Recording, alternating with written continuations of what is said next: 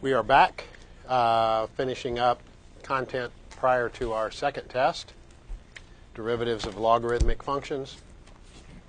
I want us today, when we're done with this section, to kind of make a list of kind of the basic rules that we have for this test 2, and then a chain rule version of them, so you can kind of compare and contrast and really see that it's the same rule. Kind of depends on if it's a function of just x or a composed function that we need the chain rule. So we have from yesterday, we started with log to the base a of x, and we got that y prime was, this would be good review for you, because this is kind of stuff that you're going to have to commit to memory unless you want to derive it each time, which I don't. It's a nice backup, but I don't encourage deriving it every time you need it. What's that look like? 1 over a. Now you might remember that all logs are going to be 1 over x, or 1 over the variable quantity. This one, because it's a base a logarithm, you're going to have this extra baggage down here in the denominator, natural log of a. The denominator is also multiplied by the derivative of x. Not the denominator, the whole thing. The whole thing. Okay. Right. Which is 1, so it doesn't. Right.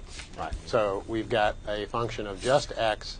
So if you want to think out here of kind of additional extra baggage, you've got derivative of x with respect to x. So that's the chain rule piece is always multiplied, and when you multiply by something, it goes basically in the numerator if it's a fraction situation. We also got a natural logarithm. We have a natural exponential function, which is base e. We also have a natural logarithmic function. So there's an understood base e here, and its derivative is actually a little bit easier. It's just 1 over x. Now, does the same rule work if you want to kind of consolidate your brain storage space on rules? Isn't this rule still a usable rule for natural logs? Yes, because it'd be natural log of e, which is 1. Now, how do those differ when it is not just x, but we have, let's say, log to the base a, where a is some number 2 or 5 or 10 of some function of x. So u is some other function of x. So this is kind of a chain rule version.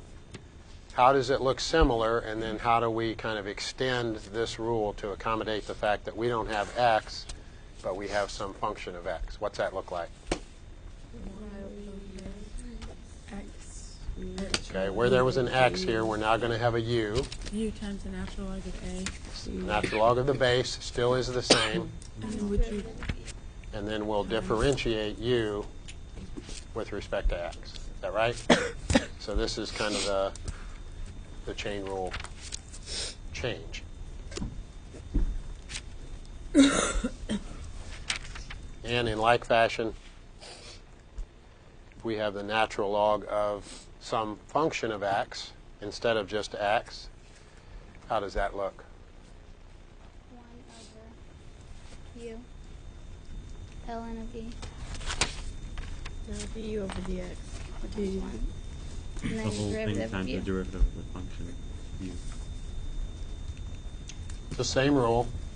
Instead of 1 over x, end of problem, it's 1 over u because we have the natural log of u. But because u is a function of x, that's kind of the inside function. We work our way in with the chain rule. So the last thing we have to do is take the derivative of u with respect to x. Are you using u as a constant, or is it a u substitution? U is in a u substitution. U is a function of x here.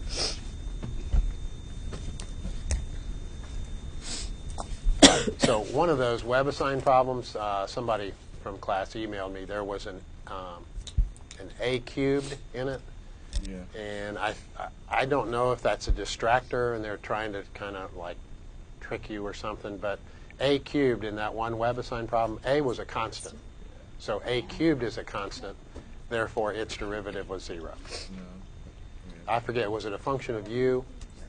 The letter in the function was something else, was but there x. was an a cubed. It was still x, but there was an a cubed. Right. Yeah. But the a cubed is a number, so the derivative of a cubed was 0, so it was not part of the answer.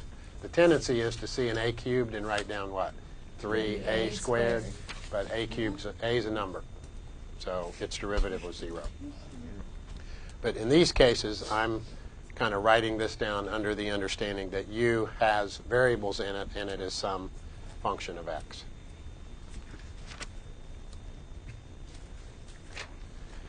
So let's see if we can get some more examples. We did have this one. I think we kind of went a little quickly on this. This was our last example, so let's actually begin with that. See if there are any issues that need to be discussed. Was that our last example yesterday? All right, so we have the natural log of, if you want to call it u, it is. It's some function of x, but it's not just x. So if we want the derivative, and it's a natural log of something, what's the derivative of the natural log of something that has variables in it? 1 over that something times the derivative of that something, right? With respect to x. I don't know if I wrote it down that way yesterday, but if that was too quick, I think we were kind of running out of time. So you might want to think of it like that. That last piece being the chain rule piece, this piece. Derivative of sine of x is cosine of x. Now, if you want to get real technical, you can kind of keep working your way in. We started with the outside function, natural log. Now we derived the next function, kind of the next most inside function, which is sine of x. What's the innermost function? Would be x, right? So if you want to say what's the derivative of x with respect to x, it's here, but that's just 1. So it's cosine over sine, which we wrote very quickly yesterday as cotangent. Now, when will that come into play? We might see this problem later in this course when we're doing antiderivatives. And we start with the derivative, and we search for the function for which it is the derivative. So if we start with cotangent and we want to anti-differentiate, then we could work our way back to this function, which is natural log of sine. So some of those seeds are being planted along the way so that when you see them again, it's not totally and completely new. Question on that before it's moved? All right, next completely new example. Not a natural log, but a base 8 logarithm. So think of this as the kind of the inside function, the u function. We don't just have log to the base 8 of x. We have log to the base 8 of this whole quantity. How does that work? Okay, 1 over is a great start, because whether it's a log or a natural log, that's the start, right? Natural log of 8 times that whole function. 8 times Okay. natural log. This whole function, so it's 1 over that, right? Times the natural log of 8. And then that whole thing times the derivative of the function. Right. So there's the chain rule part. The fact that we don't have a function of just x, not just x by itself. We have x squared plus x minus 1, so we kind of work our way inside. That's the last thing we take the derivative of. Everybody agreed this is the 1 over u, right? Natural log of the base. And then we take the derivative of that so-called inside function. And where does that go? Where does derivative of x squared plus x minus 1 actually end up? Numerator. Ends up in the numerator, which is what? 2x plus 1.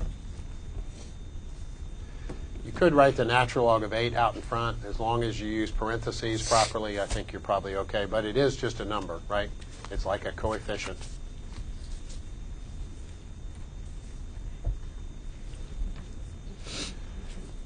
So it used to be, when we first started doing derivatives, that they kind of got easier. You knocked the exponent down. It was x to the fifth. Now it's x to the fourth. And constants disappeared. So the derivative actually looked a little simpler than the original function. Those are the old days. Okay? It's very common now for the derivative to actually be a more complicated looking function than the original problem. Everybody okay with this? If that were a test question next Monday, everybody would get that one right. Blair, is there anything on that old test? I encourage you to look up the old test that I have posted on my webpage, and we're going to talk about some of those today and a lot of those on Friday. Anything there that had a base 5, base 2, base 3, something other than base E logarithm? Will there be stuff from the first test on this next test? Some of it is cumulative in a sense that processes we did then we're still doing now. The base of what? I mean, is there a log problem on that old test? Yeah. Find y prime when y equals log base 5 parentheses x times e to the x plus secant cubed 5x. Okay. Now that we're not, by the end of class today, we'll be able to handle that one. Okay? Now, he said a bunch of stuff, this times this times this. If you have the log of a product, how can you rewrite that before you take the derivative? Oh, you just split them up. Right, you split them up into yeah. sum of logarithms, right? Okay. So we're going to do that today. I know that sounded really bad, but by the end of class today, that problem won't sound quite so bad. Probably shouldn't have had you say that one right now. Everybody goes, oh no, that's ridiculous. I knew you were mean. In fact, let's start that process on this example.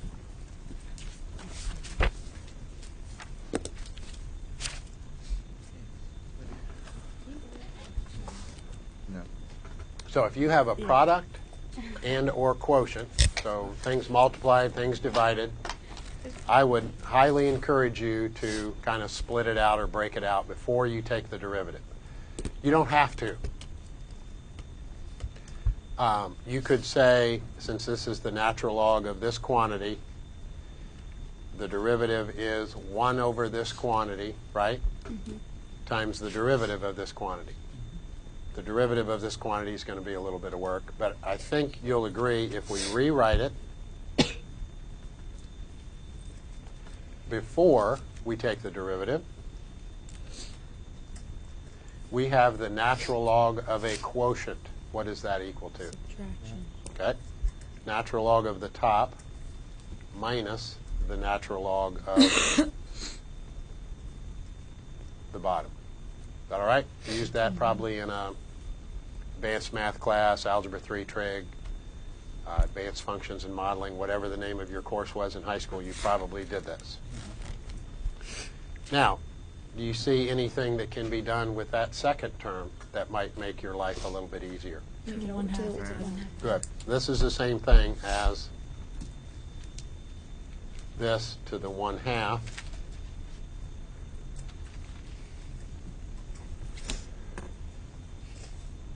By the way, remind me when we finish, I have some information on the Calc 2 class that's equivalent to this next semester, so I'll give you that when we're done. And this half, you said, where does it go? Front. Out in front, right? The natural log of something to a power. It's like a power to a power. You multiply, so this 1/2 can come out in front. Is that easier? I mean, it's still there. Is it easier than the fact that it's out in front? Yeah. It's like a coefficient, right? So rather than something to a power anymore, we've kind of taken that back a full notch, or maybe a notch and a half. Now it's a coefficient out in front. It's a whole lot easier. All right, now are we ready to take the derivative? I think it's a much simpler problem than this was up here. So now we jump to the new function, which is the derivative. What's the derivative of natural log of x plus 1? 1 over 1 over x plus 1 times the derivative of x plus 1, which is 1. If you didn't appreciate the 1/2 prior to this step, now I think you'll appreciate it. It just kind of comes along, right? It's a coefficient. And what's the derivative of the variable part? 1 over 3x plus 4 times 3. Good. Times the derivative of 3x plus 4, which is 3. Is that okay? And the rest is probably just simplification.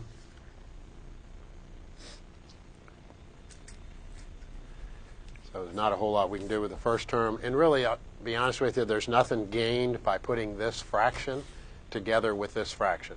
It's not going to be worth our effort to get a common denominator. If we need that to do a problem, we can continue that. But just to get an answer to the derivative here, it's okay just to kind of leave things where they are. Two separate fractions. 3's in the numerator. And down here we've got 2 quantity 3x plus 4. Depending on what we want to do with that, we might want to get a single fraction. It just kind of depends. We're just finding it, so this is sufficient.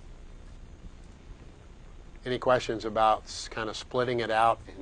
We had a quotient, the natural log of a quotient. We made it the difference of two natural logs. Is that all right? So that problem that Blair read just 2 minutes ago sounded awful, but if you've got things that are multiplied, you add those, right? It's the natural log of those things added together. Excuse me, the sums of their natural logs would be better. Anything that's division, then that gets subtracted. That natural log gets subtracted. Let me write that down, Blair. Say what that is again.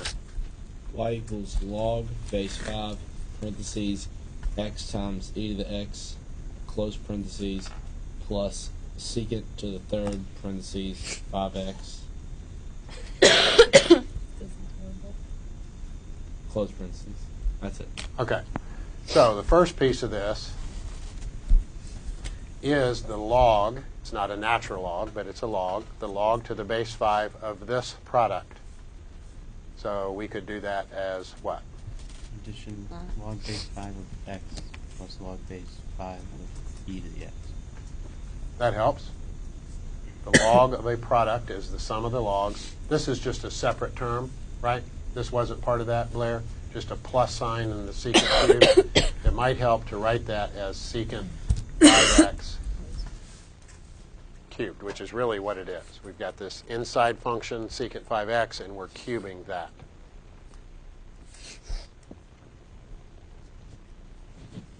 So log to the base 5 of x. That should be a pretty simple derivative. What's that look like?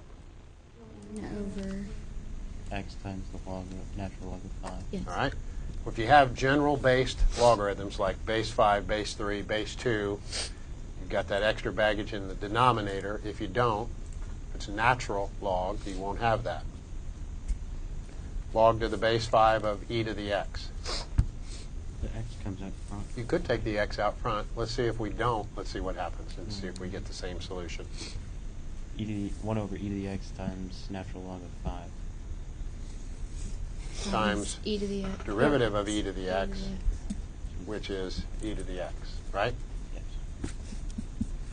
So conveniently, what happens to, Cancel out. they cancel out. So e to the x over itself is 1, so that simplifies a great deal. Something cubed, something inside has variables in it. What's the derivative of something cubed? 3. Secant. of x squared Of x squared. Times times 5. derivative of the inside function. What's derivative of secant 5x? Again, I secant. Secant 5x. Secant 5x, tangent 5x, and then keep working your way in. Now what's the derivative of the innermost function? What's derivative of 5x? 5. I'm going to put that 5 up here.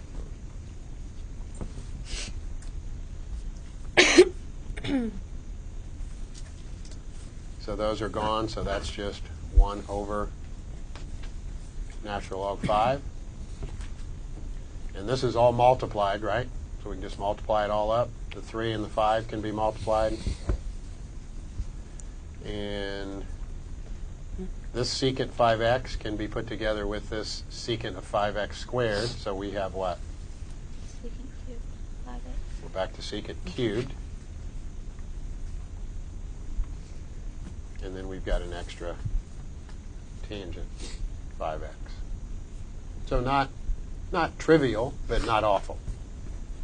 That was a test question from, I don't know when that test was. Does it say a date at the top of it, Blair? Is the 5 from the derivative of 5x? Yes. Okay. This is actually kind of chronologically, that 5 would be out here. Yeah. It's from last spring. Last spring.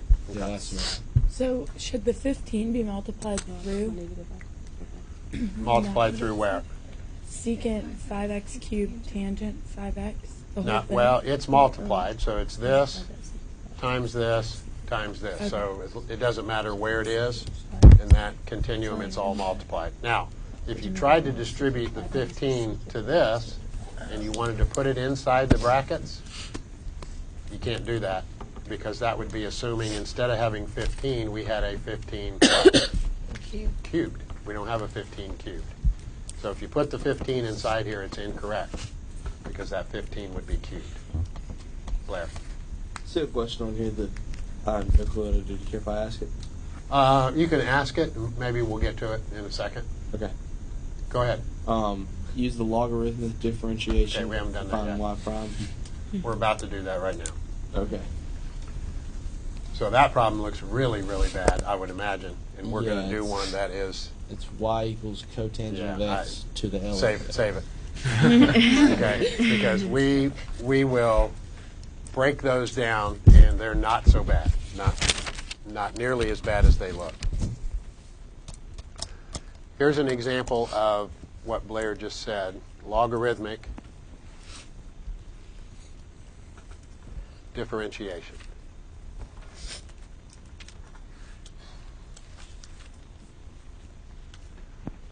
So now that we have the ability to differentiate logs and natural logs, we might actually use that to help us simplify some really, really ugly problems. This one, I would wager, is probably uglier than the one that Blair was about to read, although it had trig in it, so I don't know. Same lines, long same lines. Is that Hebrew? Cube root.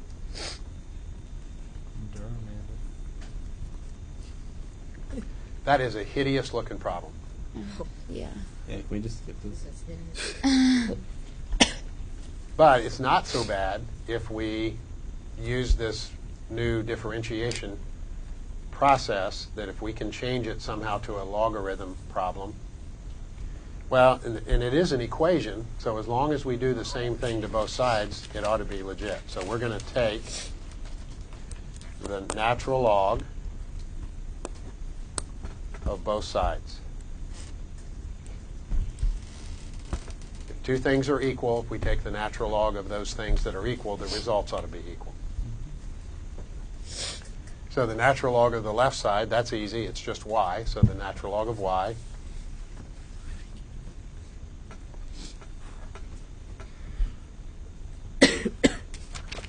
Can you go ahead and That x, is that x to the 4/5? x to the 4/5, yes. See if I switch pens, I might be able to read that a little better.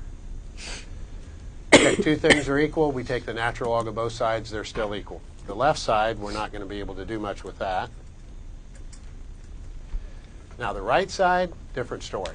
We have the natural log of some things that are multiplied and also divided. So anything on the right side, if we have the natural log of that stuff and that stuff is being multiplied, that kind of goes backward to a sum, right? And anything that's being divided, we can rewrite as the, what, difference, right, of natural logs. So it ought to be natural log of x to the 4/5 plus natural log of cube root minus natural log. Is that helpful? That is very, very helpful, because if you change it from multiplication to addition, isn't it a whole lot easier to take the derivative of things that are added than things that are multiplied? Yeah. Yes. That's easy. And things that are divided, it's a whole lot easier to take the derivative of things that are subtracted. Jonathan? Why is it not subtracted from the entire quantity? Order of operations. I could. Is that, I mean, is it just not necessary right here, but that's what you're supposed to do? or- I probably should put an intermediate step in here where it's the natural log of the numerator, which is a product, minus the natural log of the Seems like denominator. change. And then, because the numerator is a product, it's the natural log of each piece of the product added together. See my intermediate step that I chose not? Usually I write those, and I probably should have written it, but as long as it's in the numerator and things are being multiplied, that translates back in this direction to addition. So these things are being multiplied by each other, so they should be added in this format. Anything that's being divided ultimately is going to be subtracted in the natural log. Anything else about that statement that needs addressing? The left side, still not a whole lot we can do with that. What about this first term? 1/9 times 4/5 natural log x. I like that a lot better. I'd much rather deal with that than something to the 4/5 power. How about the next term? 1/3 Okay. natural log of x squared plus x plus 1. Now, don't be tempted to do this, to distribute that natural log to these, right?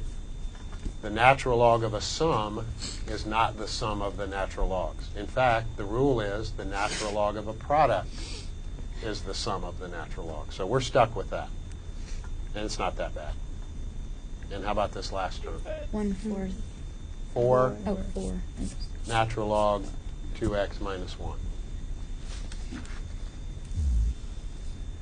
Oh, great fun. All right, I think we've done all we can do with this. Now, we haven't taken the derivative yet. We've just kind of done some stuff to set it up to make that process easier. So let's take the left side. 1 What's- over y. Okay, good. dy dx. Derivative of the natural log of something variable, is 1 over that something times the derivative of that something. So that gets a little implicit differentiation into this problem. Not much, but a little bit. 4/5 is a coefficient. What's the derivative? These ought to be easy 1 over now. x. Derivative of natural log of x, 1 over x. 1 over x. Derivative of the natural log of x squared plus x plus 1 1 over x squared. Times the 2x derivative plus of 1. that. times the derivative of that, which is 2x plus 1. 2x plus 1. Yes. Everybody see where every piece of that is coming from?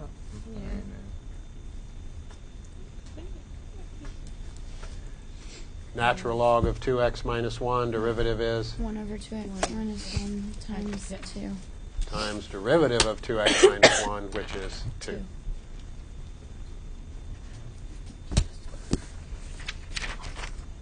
Now, we eventually want to solve for dy over dx.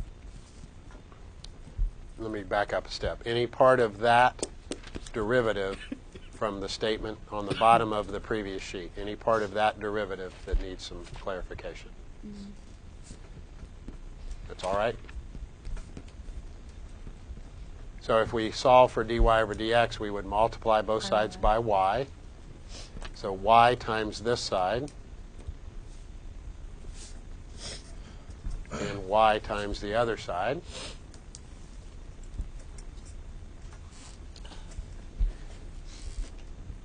So derivative of y with respect to x is dy over dx. So this is 4 over 5x. Multiplying across the top, 2x plus 1 over 3 times that.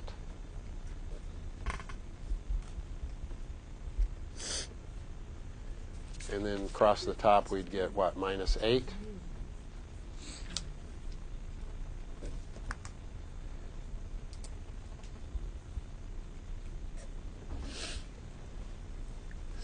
You're not going to like this at all.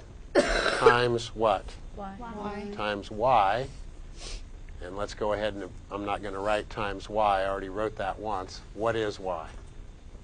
Isn't y x to the 4/5 times the cube root of x squared plus x plus 1 all over 2x minus 1 to the 4th? Yep. Can we stop there? He's very Oh, yeah, we're not going to do any more than that. Okay? It is a derivative of y with respect to x, so if it is possible, to write an answer completely in terms of x. We've done that. So this is the work that we did by splitting it out into the natural log plus the natural log minus the natural log. And then this is just kind of copying down what y was in the original problem. And you take that for an answer? You would take that? That's an answer, yes. Nothing else. You don't need common denominators. We tried to make it simpler by making sums and differences out of products and quotients. And let's not kind of ruin the fact that we tried to make it easier. That is certainly sufficient. All right, now I'm not necessarily going to do that problem, Blair, but tell me what that logarithmic differentiation problem.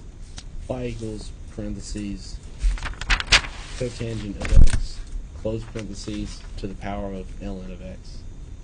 Oh, well, that's even different. wow. Sounds like we need to Now, do we that. are going to use that. We are going to use logarithmic differentiation. And really, we don't have a choice on this problem. We could not do this problem if we didn't do this technique. Here's why. It's got a variable here, and it's also got a variable up there. So if you see a variable in the base and a variable in the exponent, you've pretty much got to use logarithmic differentiation. Now, the nice thing in the previous problem, when we had something to the 4/5, the 4/5 came out in front, right? And we're not going to have quite that luxury of having that nice lead coefficient of 4/5, or what else did we have? 1/3 and 4. Those were nice because they just came along for the ride. These exponents are not quite so kind, but the process still works. Let's just, I had another example, but let's just go ahead and do this example that was on a previous test. So we're going to take the natural log of both sides.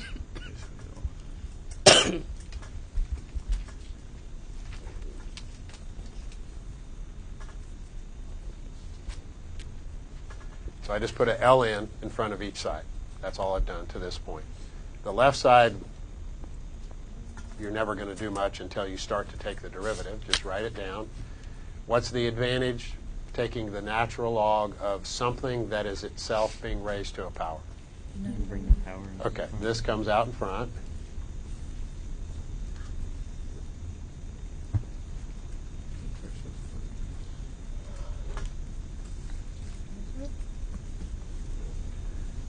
Now, before they were numbers, 4/5, 1/3, and 4. They were coefficients. Now it's worse because now it's the product rule, right? But we no longer have any exponents. Everything's kind of all in the same line. We can now take the derivative. Derivative of the left side, what's derivative of natural log of y? 1 over y. Derivative of y with respect to x. Here we have a product first times derivative of second plus second times derivative of first.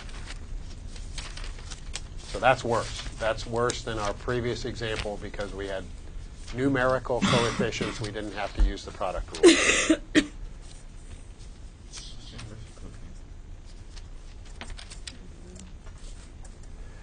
All right, first, just write that down. What is the derivative of the natural log of something? 1 over Okay, 1 over that something times the derivative of that something. What's derivative of cotangent? negative cosecant squared. Good. Negative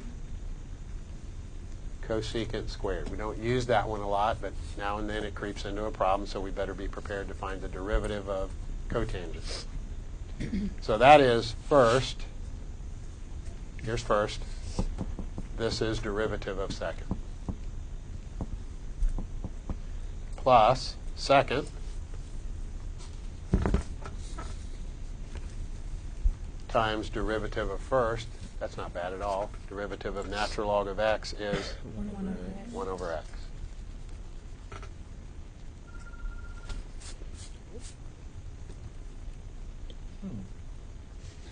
That's right. Had trouble there using their lifeline, right?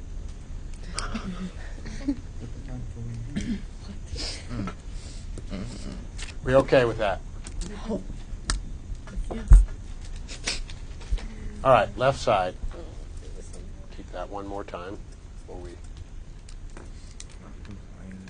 Let's multiply what we can.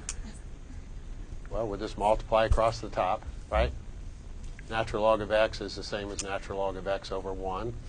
So in the numerator, we've got negative cosecant squared of x. Denominator, I'm sorry, we've also got natural log of x, right? In the numerator. Cotangent of x, not any simplification at all, really. And here we've got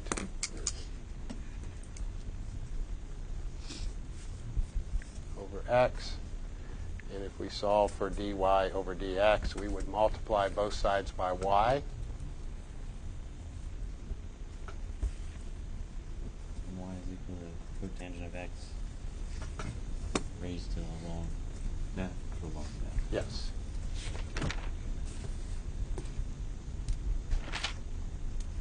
So y times this side, they drop out. Y times this side, we've got this extra y in a product. So let's write down what y was equal to in the original problem in terms of x. It was cotangent of x to the natural log of x. There's really no other way to do that problem except using logarithmic differentiation. The other problem that we did could be done in other ways. I wouldn't recommend it at all, but it could be done. This one, we're kind of stuck with this technique. One other thing that is mentioned, seems a little bit out of place actually in this section, but questions about this before it gets taken away. Kind of a hideous looking answer, isn't it? But getting there is not so bad as long as you just kind of take your time. Log differentiation, natural log both sides, got a product rule. Just don't try to go too quickly. Chandler. Now, if you had, like, let's say a point and you wanted to find the equation for it, can you leave it in the implicit differentiated part? Can you leave it like that and just stick in the 2 points, or stick in the X and the Y. You could. So if you had, let's say, I think you'd probably want to isolate dy over dx, so you'd probably want to multiply both sides by y. So you have the derivative isolated. But you could plug in the x value here, here, and here, here, and here, and then plug in the y value here. And it would kick out a numerical value, hopefully, for the slope of the tangent. Anything else before that gets moved?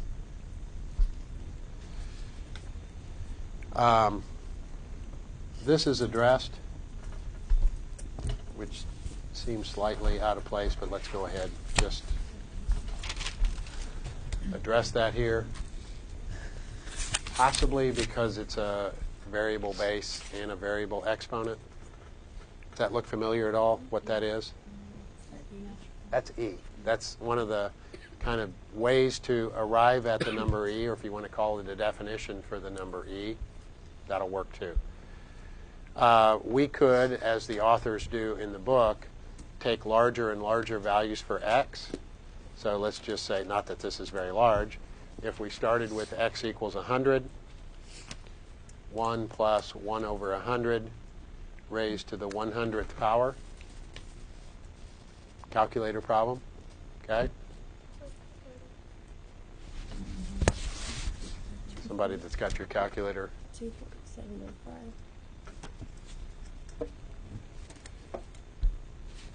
Now, this is a little bit counterintuitive. What's happening to this number inside parentheses as x gets larger and larger and larger? It's getting closer and closer to 1, right? Everybody agree? 1 plus 1 over 600 trillion, that's pretty darn close to 1. Yeah. And then you're raising it to higher and higher powers, so you've got this number here that's approaching 1, and then you're just raising that number that's approaching 1 to larger and larger powers. It kind of seems like it would converge to 1, right? But in fact it doesn't. It converges to this number, e. You can see it's pretty close already. If x is 100,000, still not very close to infinity, but it's getting larger. 1 plus 1 over 100,000 raised to the 100,000th power. That'd be fun, wouldn't it, without a calculator? No, it wouldn't. What is that? So you see it converging on this value that we know as e, and we're certainly not real close to infinity yet, so it's going to get closer and closer and closer to this number as x gets larger. So it's a little counterintuitive.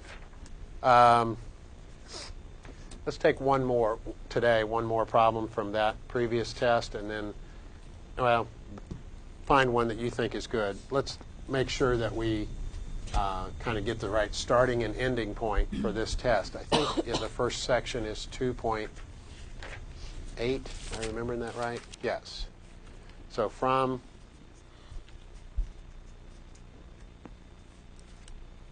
now, I know later, future semesters, even the cable TV class, this, you'll have to check and make sure that this is still the same content that you're responsible for test 2. But for this group of students in this classroom, their test 2 starts at section 2.8 and goes all the way up to and including 3.7 from our text. Blair. I got a good question. Okay. Y times the cosine of parentheses x squared The cosine of parentheses x squared close parentheses equals x times the tangent of y squared. Gosh, that's mean. That's just pure mean, whoever asked that question. That's not bad. That's not bad. It looks bad. You've got x's and y's all tied up in the same equation. What? Implicit, right? Implicit differentiation. So there's y's and x's and y's. Don't try to solve for y.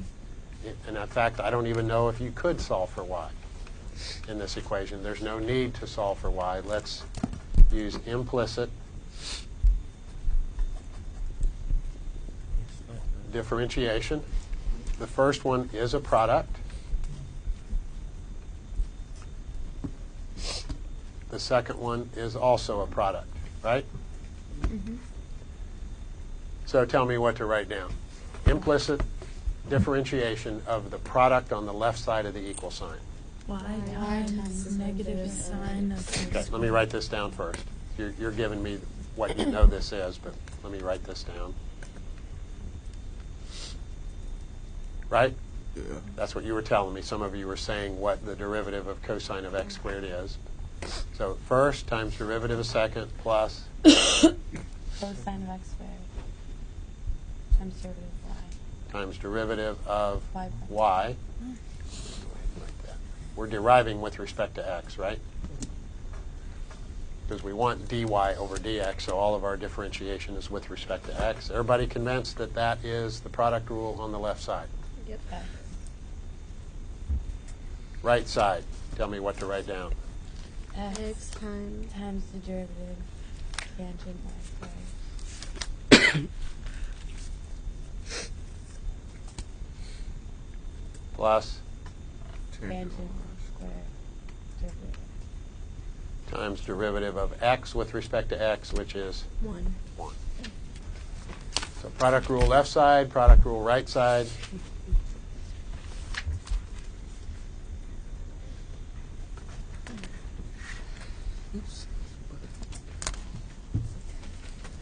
So what's the derivative of the cosine of some variable quantity? Negative Sine x squared times 2x. Times the derivative of that quantity, which is x squared. Derivative of x squared is 2x. 2x.